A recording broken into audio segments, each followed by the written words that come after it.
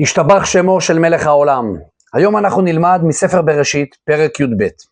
פרק י"ב הוא המשכו הישיר של פרק י"א.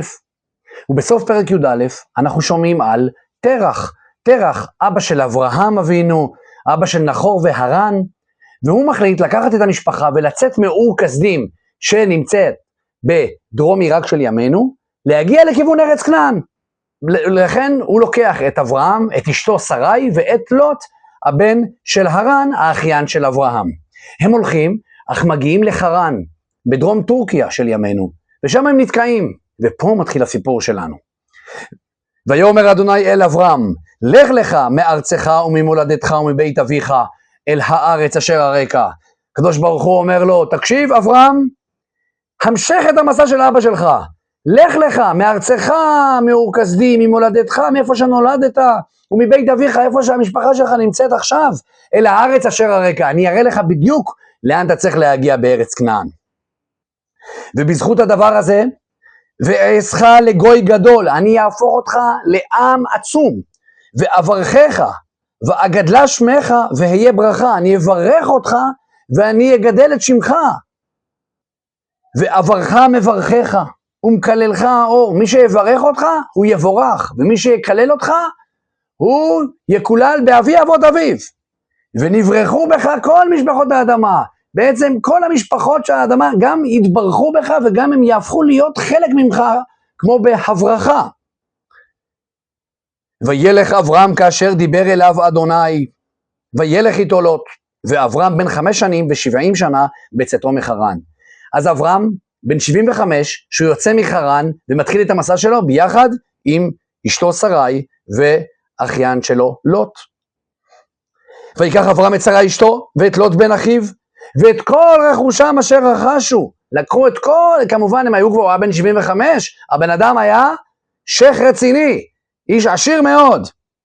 אז הם לקחו את כל הרכוש ואת הנפש אשר עשו בחרן, לא רק רכוש של כבשים ועיזים וזהב וכסף, אלא גם אנשים, או גם נפש, זה בעצם עניינים רוחניים, אנשים שלקחו בהקשר רוחני גם, כי זה בעצם מסע, לא סתם מסע, זה מסע רוחני בעקבות האמירה של הקדוש ברוך הוא ללכת. אז הם מגיעים איתם, ויצאו ללכת ארצה כנען, ויבואו ארצה כנען, הם יורדים דרומה מחרן, ויעבור אברהם בארץ, עד מקום שכם, עד שכם, איפה שאנחנו מכירים היום, עד אלון מורה, והכנעני אז בארץ. הכנעני נמצא גם אז וגם בזמן הכתיבה של התורה, הכנעניים נמצאים בארץ.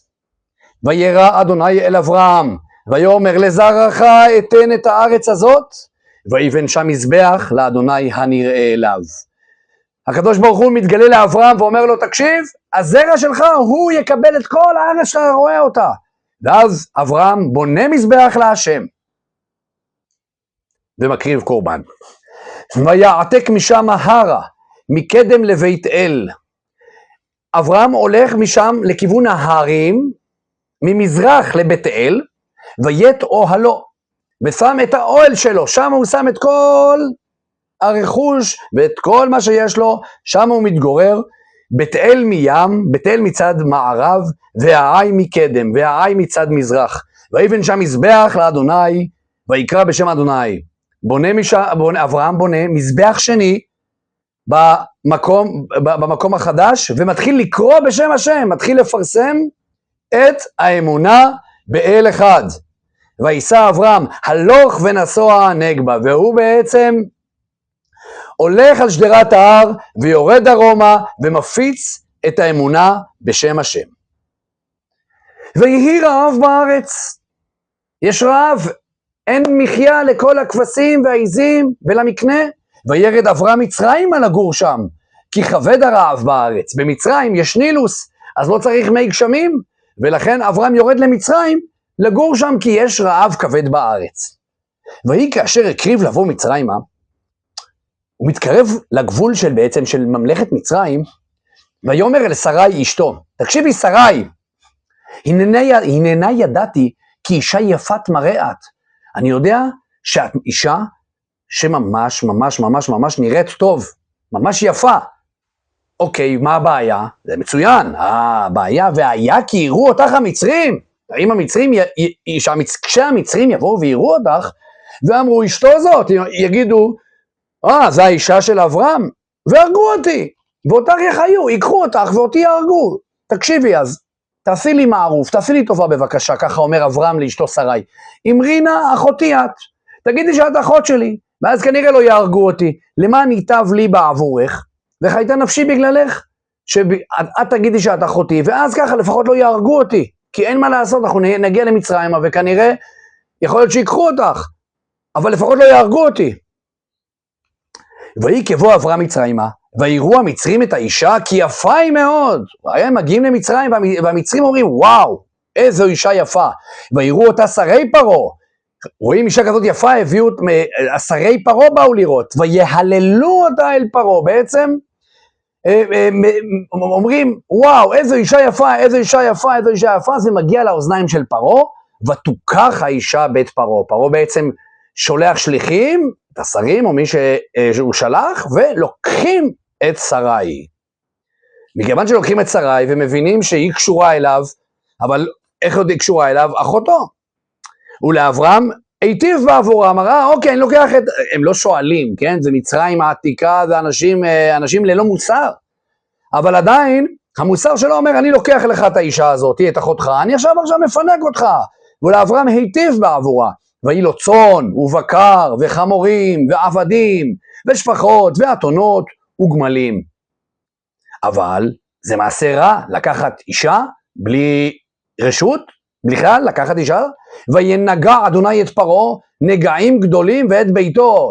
הקדוש ברוך הוא מעניש את פרעה ומביא לו נגעים גדולים לו ולבני ביתו. על דבר שרי אשת אברהם, בגלל שהוא לקח את שרי אשת אברהם. ויקרא פרעה לאברהם, ויאמר, פרעה מבין שיש פה בעיה, שזה לא סתם, הנגעים הגדולים מגיעים בגלל הסיפור הזה שהוא לקח את שרי, הוא מבין את זה. ואומר, מה זאת עשית לי? מה עשית לי?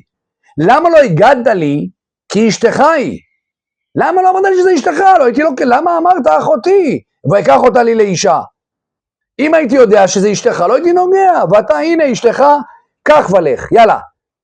קח אותה, זה אשתך, אני לא רוצה אותך פה, לא רוצה צרות, ויצב עליו פרעה אנשים, וישלחו אותו ואת אשתו ואת כל אשר לו, אמרו לו, יאללה, קח את כל מה שהבאנו לך, ותסתלק מאיתנו, וצא ממצרים. חזק וברוך, נתראה בפרק הבא.